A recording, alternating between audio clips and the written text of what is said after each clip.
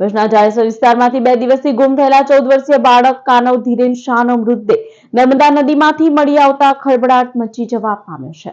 ભુજના જાડેશ્વર વિસ્તારમાંથી 2 દિવસથી ગુમ થયેલા 14 વર્ષીય બાળક કાનવ ધીરેન શાહનો મૃતદેહ નર્મદા નદીમાંથી મળી આવતા સમગ્ર વિસ્તારમાં ચકચાર મચી ગઈ છે। કાનવ ધોરણ 8માં અભ્યાસ કરતો હતો। કાનવ જાડેશ્વર વિસ્તારમાં આવેલી નિજધામ સોસાયટીમાંથી ગુમ થયો હતો।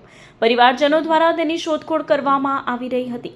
દરમિયાન નેશનલ હાઈવે 48 ઉપર જાડેશ્વર ચોકડી નજીક આવેલા જૂના સરદાર બ્રિજ પરથી તેની સાયકલ મળી આવી હતી।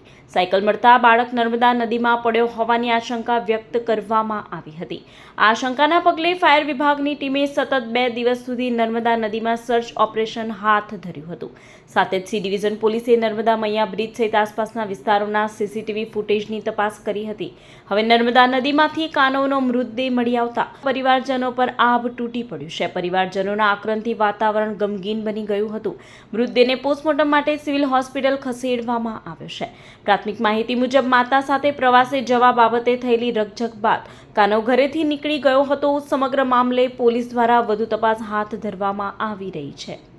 ગત તારીખ 24ના રોજ 10 વાગ્યાની આસપાસ રાત્રે એક બાળક ઘરેથી ગુમ થઈને નીકળી જવાનો મેસેજ અમારા કંટ્રોલ રૂમ પર મળ્યો હતો। જે માહિતી મળતા સરદાર બ્રિજ પરથી કૂદી ગયા હોય તેવો મેસેજ અમને મળ્યો હતો।